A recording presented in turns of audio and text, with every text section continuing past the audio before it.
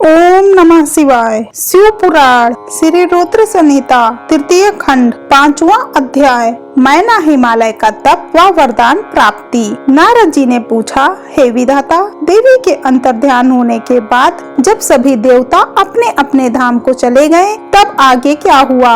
हे भगवान, कृपा करके मुझे आगे की कथा भी सुनाइए। ब्रह्मा जी बोले, हे मुनि श्रेष्ठ नारद, जब देवी जगदम्बा वहाँ सभी देवताओं और हिमालय को आश्वासन देकर अपने लोक को चली गयी, तब श्री हरि विष्णु ने मैना और हिमालय को देवी जगदम्बा को प्रसन्न करने के लिए उनकी स्तुति करने के लिए कहा। साथ ही देवी का भक्ति पूर्वक चिंतन करने और उनकी भक्ति भावना से तपस्या करने का उपदेश देकर सभी देवताओं सहित विष्णु जी भी अपने वैकुंठ लोक को चले गए। तत्पश्चात मैना और हिमालय दोनों सदैव देवी जगदम्बा के अमृतमयी और कल्याणमयी स्वरूप का चिंतन करते और उनकी आराधना में ही मग्न रहते थे। मैना देवी की कृपा दृष्टि पाने के लिए शिव जी सहित उनकी आराधना करती थीं। वे ब्राह्मणों को दान देती और उन्हें भोजन कराती थीं। मन में देवी दुर्गा को पुत्री रूप में पाने की इच्छा लिए हिमालय और मैना ने चैत्र मास से आरंभ कर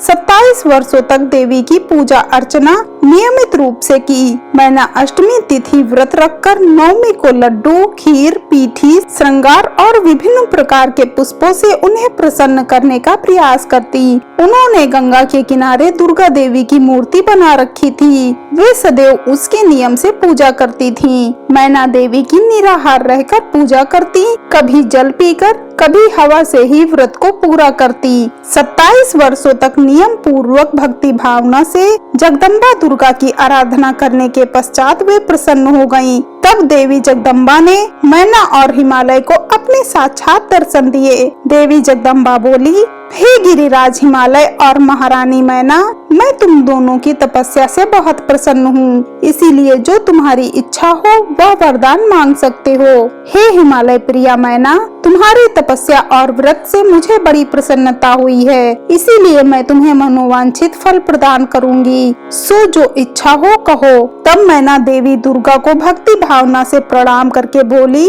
देवी जगदम्बिके, आपके प्रत्यक्ष दर्शन करके मैं धन्य हो गई। हे देवी, मैं आपके स्वरूप को प्रणाम करती हूँ। हे माते, हम पर प्रसन्न होइए। मैना के वचनों को सुनकर देवी दुर्गा को बहुत संतोष हुआ और उन्होंने मैना को गले से लगा लिया। देवी के गले लगते ही मैना को ज्ञान की प्राप्ति हो गई। तब वे देवी जगदम्बा से कहने लगी, इस जगत को धारण करने वाली, लोगों का पालन करने वाली तथा मनोवांछित फलों को देने वाली देवी, मैं आपको प्रणाम करती हूँ। आप ही इस जगत में आनंद का संचार करती हैं। आप ही माया हैं, आप ही योग निद्रा हैं। आप अपने भक्तों के शोक और दुखों को दूर करती हैं। आप ही अपने भक्तों को अज्ञानता के अंधेरों से निकालकर उन्हें ज्ञान रूपी तेज प्रदान करती हैं। भला मैं तुच्छ स्त्री कैसे आपकी महिमा का वर्णन कर सकती हूँ? आप आकार और अदृश्य हैं। आप शाश्वत शक्ति हैं।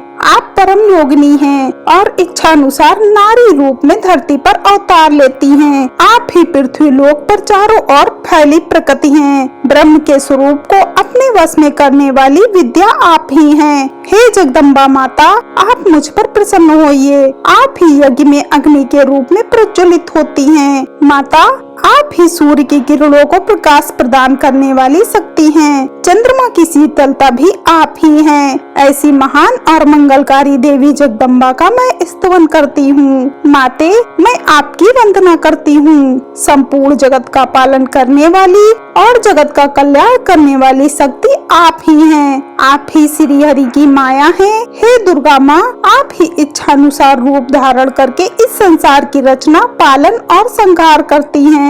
हे देवी, मैं आपको नमस्कार करती हूँ। कृपा करके हम पर प्रसन्न होइए। ब्रह्मा जी बोले, हे नारद, मैना द्वारा भक्ति भाव से की गई स्तुति को सुनकर देवी बोली कि मैना, तुम अपना मनोवांछित वर मांग लो। तुम्हारे द्वारा मांगी गई वस्तु मैं अवश्य प्रदान करूंगी। मेरे लिए कोई भी वस्तु अदेय नहीं है।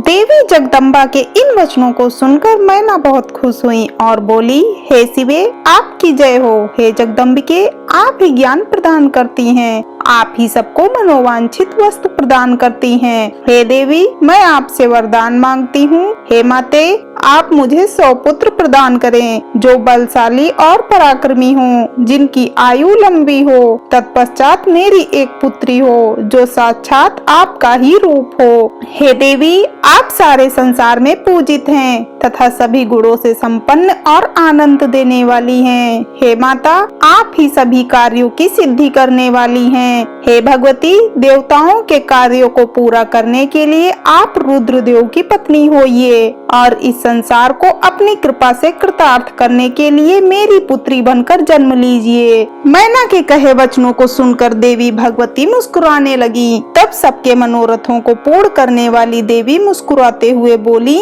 मैना, मैं तुम्हारी भक्ति भाव से की गई तपस्या से बहुत प्रसन्न हूँ। मैं तुम्हारे द्वारा मांगे गए वरदानों को अवश्य ही पूर्ण करूंगी। सर्वप्रथम मैं तुम्हें 100 बलशाली पुत्रों की माता होने का वर प्रदान करती हूँ।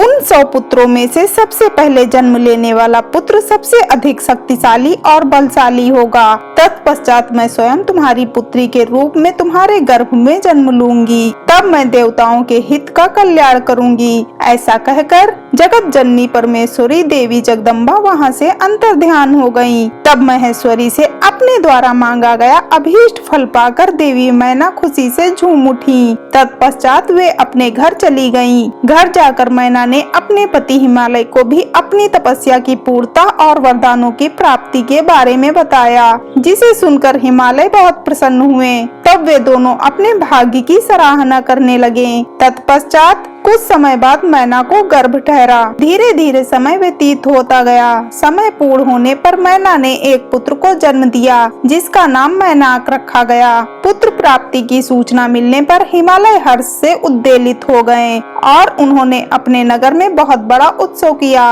इसके बाद हिमालय के यहाँ 99 और पुत्रों ने जन्म लिया। 100 पुत्रों में मैनाक सबसे बड़ा और बलशाली था। उसका विवाह नाग कन्याओं से हुआ। जब इंद्रदेव पर्वतों पर क्रोध करके उनके पंखों को काटने लगे तो मैनाक समुद्र की शरण में चला गया।